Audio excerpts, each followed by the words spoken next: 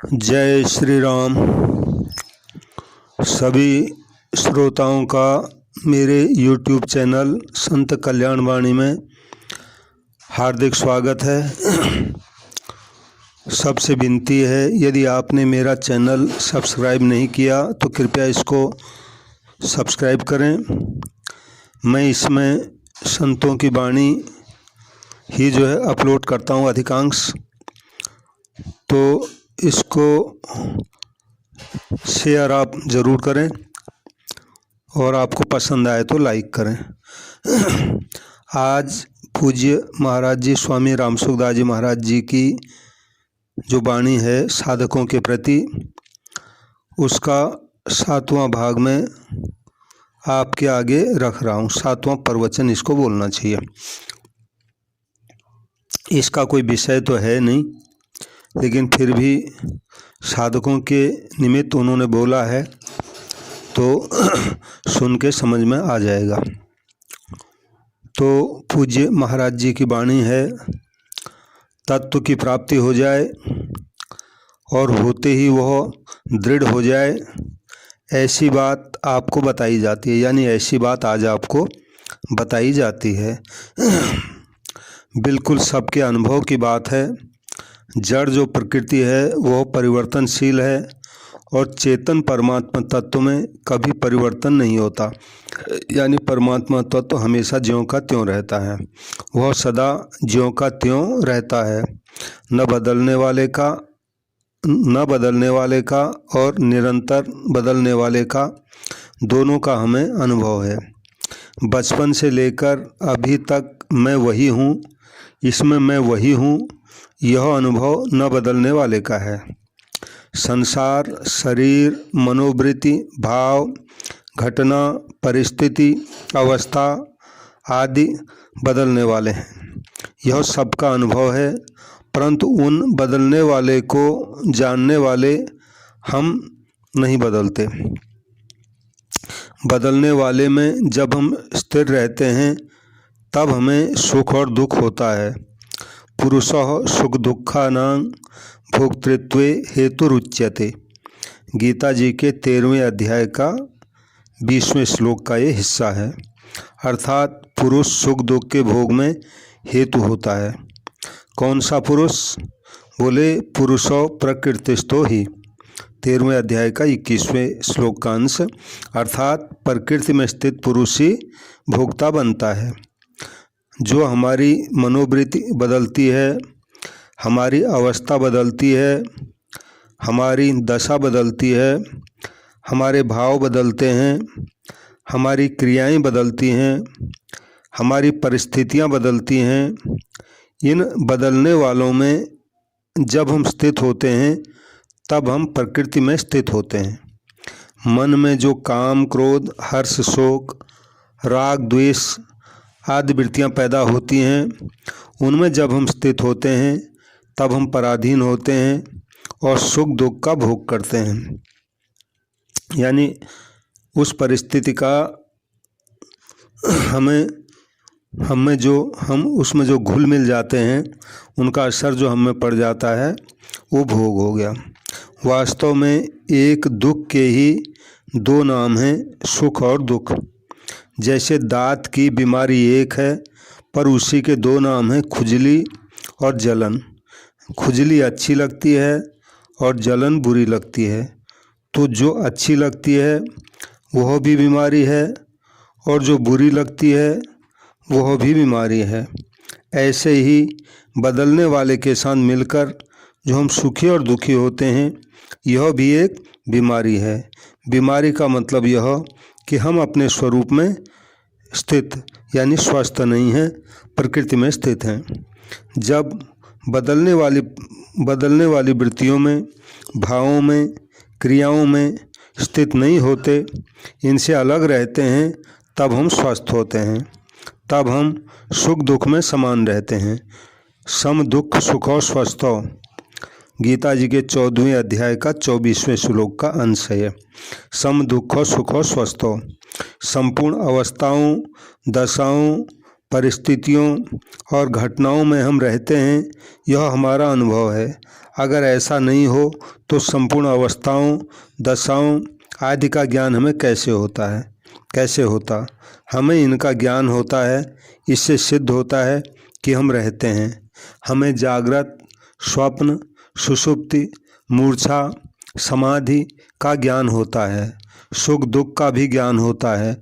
शोक, मोह, चिंता, राग, द्वेष आदि का भी हमें ज्ञान होता है। तो हम शोक, मोह, चिंता, भय, उद्वेग आदि से रहित हैं। अगर ऐसा नहीं है तो हमें सुख का अनुभव होगा, दुख का अनुभव नहीं होगा। हम शोक में ही रात दिन रहते हैं तो प्रसन्नता का हमें अनुभव नहीं होगा, परंतु ऐसा है नहीं। अनुकूलता प्रतिकूलता को लेकर ठीक और बेठीक दोनों का ज्ञान हमें होता है। तो वास्तव में हम ठीक बेठीक से ऊंचे हैं, क्योंकि हमें ठीक बेठीक का ज्ञान होता है। इस निर्द्वंदता में हम स्थित हो जाएं तो सुगमता से मुक्त हो जाएं। निर्द्वंदो ही महाबाहो सुखं बंधात प्रमुच्यते। गीता जी के 5वें अध्याय का 3रा श्लोक है ये आधा। वास्तव में तो मुक्त ही हैं, पर द्वंद्वों का अपना मान करके हम फंस जाते हैं। इच्छा द्वेष समुत्थेनो द्वंद्व मोहेन भारत सर्वभूतानि सम्मोहन सर्गे यान्ति परंतपो। गीता जी के 7वें अध्याय का 27वां श्लोक है ये। इच्छा यानी राग और द्वेष, हर्ष और शोक, इन द्वंद्व मोह से मोहित होकर इनसे परे उस परमात्मा को नहीं जानते। सर्गे यान्ति का मतलब आरंभ में ही यह जीवन मोह को प्राप्त हो जाता है और बार बार जन्मता मरता रहता है। बदलने वाले में न स्थित होकर अपने स्वरूप में, जो कि संपूर्ण को जानता है, स्थित हो जाएं और जानने में आने वाली तथा बदलने वाली वस्तुओं के साथ न बदले, अर्थात उनके साथ अपनी एकता न माने, तो हमारी स्थिति स्वतः स्वरूप में है। स्वतः स्वरूप में स्थिति का नाम ही जीवन मुक्ति है। पर स्वतः रहने वाले के साथ न रहकर बदलने वाले के साथ मिल जाते हैं, इसका नाम है बंधन। बंधन को हम जब चाहें तब छोड़ दें, जब चाहें तब पकड़ लें। इसमें हम पराधीन नहीं हैं, स्वाधीन हैं। बंधन पकड़कर बंधन में कभी स्थित नहीं रह सकते और स्वरूप से विमुख होकर स्वरूप से अलग कभी रह नहीं सकते, क्योंकि बंधन तो मिटते रहते हैं, हम नए नए पकड़ते रहते हैं और हमारा जो स्वरूप है वह ज्यों का त्यों ही रहता है, कभी बदलता नहीं है। स्वरूप में हमारी स्थिति स्वतः सिद्ध है। स्वतः सिद्ध स्थिति का आदर न करके परतः स्थिति का, जो बदलती रहती है, आदर करते हैं, महत्व देते हैं। इसी से जन्म मरण में भटकते हैं और दुख पाते हैं। जब हम बदलने वाले के साथ न रहकर जो संपूर्ण बदलने वाले को जानता है उसमें स्थित हो जाएं, तो हम अभी मुक्त हैं। मुक्ति के लिए भविष्य नहीं होगा। अमुक चीज़ नहीं है, अमुक अवस्था नहीं है, अमुक परिस्थिति नहीं है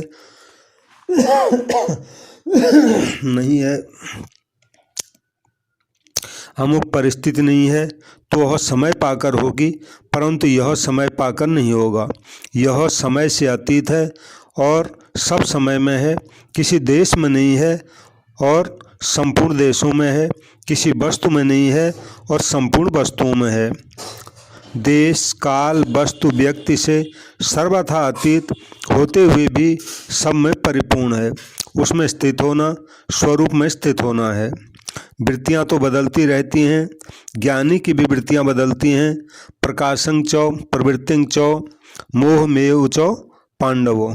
गीता जी का 14वें अध्याय का 22वां श्लोक है आधा। अर्थात तत्वज्ञ जीवन मुक्त महापुरुष में भी प्रकाश, प्रवृत्ति और मोह की वृत्तियाँ होती हैं। वृत्तियाँ तो बदलती रहती हैं, बदलना इनका स्वभाव है, न बदलना हमारा स्वभाव है। उस स्वरूप में हम स्वतः स्वाभाविक स्थित हैं, केवल प्रकृति में स्थित नहीं होना है। अब कोई प्रश्न करे कि यह बात समझ में तो आती है पर टिकती नहीं, तो उसका उत्तर यह है कि वास्तव में यह बात मिटती ही नहीं, प्रत्युत निरंतर रहती है, क्योंकि यह बात टिकती नहीं। इसे तो हम जानते ही हैं, टिकती नहीं। यह प्रकृति है और जानते हैं यह स्वरूप है। प्रकृति के साथ मिले नहीं, बस इतनी ही बात है, तो वह मिटती ही है और स्वरूप टिकता ही है। यह टिकता नहीं, इसे जानने वाला भी मिटता है क्या? यदि मिटता है तो जानता कौन है? मिटने को जानने वाला न रहे तो मिटने को जानेगा कौन? प्रकृति परिवर्तनशील है, वह तो बदलेगी ही।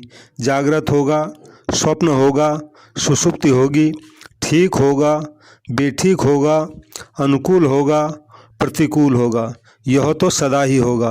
पर इससे जानने वाले में क्या फर्क पड़ा? हम बदलने वाले में स्थित न हों, बदलने वाले की परवाह न करें, हम अपने स्वरूप में ही स्थित रहें। अपने स्वरूप की परवाह करनी है, उससे च्युत नहीं होना है, यह निश्चय हम पक्का रखें, फिर इसमें गलती नहीं होगी। इस पर जितना टिक जाए उतना ही लाभ है। जय श्री राम, जय श्री राम, जय श्री राम।